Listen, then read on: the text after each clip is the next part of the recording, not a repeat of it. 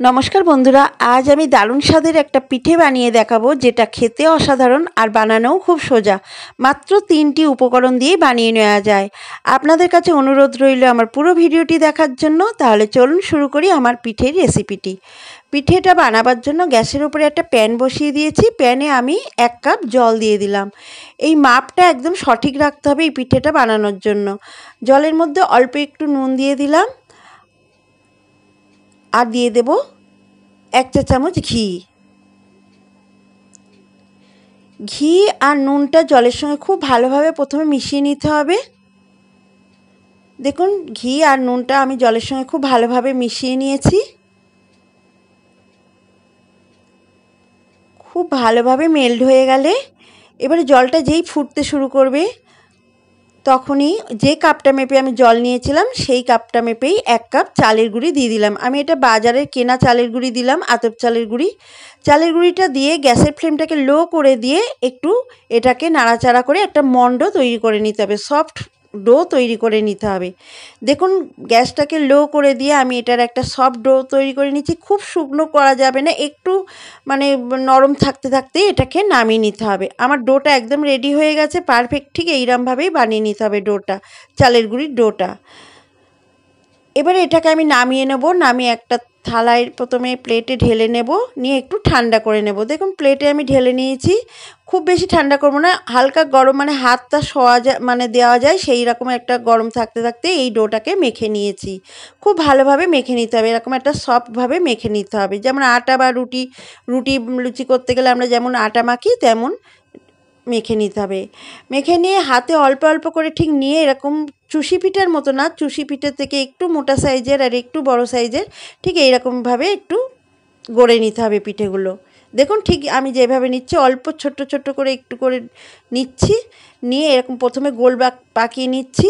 আপনারা 2 হাতে তালু দিয়েও এরকম গোল করে পাকিয়ে নিয়ে তারপরে একটু লম্বা চুষি পিঠেটা ঠিক যেমন হয় ঠিক চুষি পিঠের মতো অতটা ছোট আর সরু না, একটু মোটা আর লম্বা করে এরকম করে বানিয়ে নিতে হবে। দেখুন আমার সমস্ত ওই পিঠেগুলো বানানো হয়ে গেছে, কত সুন্দর দেখতে লাগছে দেখুন। আর এই পিঠেটার একটা সুবিধা আছে, কোনো পুর ভরতে হবে না। পুর ভরার ঝামেলা ছাড়াই এই পিঠেটা বানিয়ে নেওয়া যাবে, আর খেতেও কিন্তু খুব সুন্দর হবে। হঠাৎ যদি পিঠে খেতে মন চায় তো এই পিঠেটা বাড়িতে বানিয়ে খেয়ে দেখতে পারেন, দারুণ খেতে হয়। দেখুন আমার সব পিঠেগুলো বানানো হয়ে গেছে। 1 কাপ চালের গুঁড়ি দিয়ে আমার এতগুলো পিঠে তৈরি হয়ে গেছে। এবারে গ্যাসের উপরে একটা কড়াই বসিয়ে দিয়েছি। কড়াইতে আমি দিয়ে দেব আগে থেকে জাল করে নেওয়া 1 লিটার মতো দুধ। আমার এই দুধটা আগে থেকে জাল করে নেওয়া ছিল। এবারে এই 1 লিটার দুধটা আমি দিয়ে দিলাম। দিয়ে দুধটা দিয়ে হালকা নাড়াচাড়া করতে হবে, না হলে কিন্তু দুধটা কড়ার তলায় লেগে যাবে।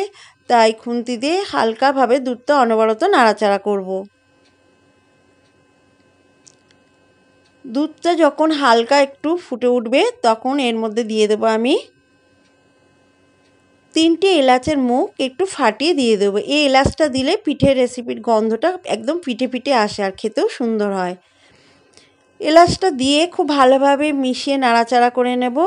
দুধটাকে একটু ফুটতে দেব। দেখুন বেশ খানিকক্ষণ ফুটিয়ে একটু ঘন করে নিয়েছি দুধটাকে। এবারে যে চালের গুঁড়ি দিয়ে আমি পিঠেগুলো করে রেখেছিলাম চুষি পিঠার থেকে একটু মোটা মোটা টাইপের আর একটু বড় টাইপের ওই পিঠেগুলো দিয়ে দিলাম। পিঠেগুলো দিয়ে গ্যাসের ফ্লেমটাকে মিডিয়াম করে দিয়ে এই পিঠেগুলোকে একটু সেদ্ধ করে নেব, রান্না করে নেব যতক্ষণ না পিঠেগুলো সেদ্ধ হয়ে উপরে ভেসে ওঠে। যখন পিঠেগুলো ভেসে উঠবে তখনই বুঝবেন পিঠেগুলো সেদ্ধ হয়ে গেছে, রান্না হয়ে গেছে। আমি প্রায় 7 থেকে 8 মিনিট ধরে রান্না করে নিয়েছি মিডিয়াম ফ্লেমে। দেখুন পিঠেগুলো ভাজতে শুরু করেছে, উপরের দিকে উঠে আসতে শুরু করেছে, তার মানে পিঠেগুলো কিন্তু আমার অলরেডি সেদ্ধ হয়ে গেছে। এবারে আমি দিয়ে দেবো এখানে 200 গ্রাম মতো গুড়। এটা আমি বাজারের কেনা গুড় দিলাম, আপনারা চাইলে এখানে চিনিও দিতে পারেন, আর যদি পাটালি গুড় থাকে তো দিতে পারেন। আমি এটা বাজারের কেনা গুড় দিলাম। 200 গ্রাম মতো গুড়টা দিয়ে খুব ভালোভাবে মিশিয়ে নেব। গুড়টাকে মিশিয়ে খুব ভালোভাবে মিশিয়ে নিতে হবে। এই সময় গ্যাসের ফ্লেমটাকে মিডিয়াম টু লোতে রেখেছি, মিডিয়াম টু লোতে রেখে এই পিঠেটাকে একটু রান্না করে নিচ্ছি। দেখুন পিঠেগুলো আমার সেদ্ধ হয়ে গেছে আর কত সুন্দর কালারটা এসছে আর দেখতেও কত সুন্দর লাগছে। আর এত সুন্দর গন্ধ বেরিয়েছে বন্ধুরা, আপনারা যদি বাড়িতে বানান তবেই বুঝতে পারবেন, দারুণ গন্ধ বেরিয়েছে। এর থেকে বেশি ঘন করব না, কারণ পিঠেটা যখন নামাবো ঠান্ডা হয়ে যাবে তখন কিন্তু বেশ ঘন হয়ে যাবে। তাই ঠিক এরকম একটু ঝোলা ঝোলা থাকতে নামাতে হবে, ঠিক এই অবস্থাতেই নামিয়ে নিতে হবে। দেখুন কত সুন্দর হয়েছে আমার পিঠের কালারটা। আমি গ্যাসটাকে অফ করে দিয়েছি। দেখুন কত লোভনীয় দেখতে হয়েছে, কত লোভনীয় লাগছে দেখতে, আর খেতেও কিন্তু অসাধারণ হয়েছিল। বাড়িতে তো কাড়াকাড়ি পড়ে গিয়েছিল এই পিঠেটা নিয়ে। এবারে এই পিঠেটাকে আমি একটা পাত্রে সার্ভ করে দেব। দেখুন আমি এই পিঠেটাকে একটা পাত্রে সার্ভ করে দিয়েছি। কত সুন্দর লোভনীয় একটা পিঠে তৈরি হয়ে গেল। বাড়িতে থাকা কয়েকটা উপকরণ দিয়ে কিন্তু যখন তখন বানিয়ে নেওয়া যায়। আর হঠাৎ যদি পিঠে খেতে মন চায় তো এই পিঠেটা বানিয়ে খেতে পারেন। কোনো পুর ভরার ঝামেলা নেই, আর একদম বিনা ঝামেলায় তৈরি হয়ে যায়। খুব সহজ রেসিপি, এই পিঠেটা বানানো খুব সহজ, আর খেতেও কিন্তু অসাধারণ দুর্দান্ত হয় বন্ধুরা। একবার বানিয়ে আপনারা খেয়ে দেখুন। আর বাড়িতে যদি এইভাবে বানান তো কমেন্টসে আমাকে লিখে জানাবেন খেয়ে আপনাদের কেমন লাগলো। আবার ফিরে আসবো পরবর্তী একটা রেসিপি নিয়ে। যদি ভালো লাগে ভিডিওটা, এই পিঠে রেসিপিটা, তো একটা লাইক করবেন আর আমার চ্যানেলটিকে সাবস্ক্রাইব করে আমার পাশে থাকবেন। আর এতক্ষণ ধরে ভিডিওটা দেখার জন্য সবাইকে অসংখ্য ধন্যবাদ।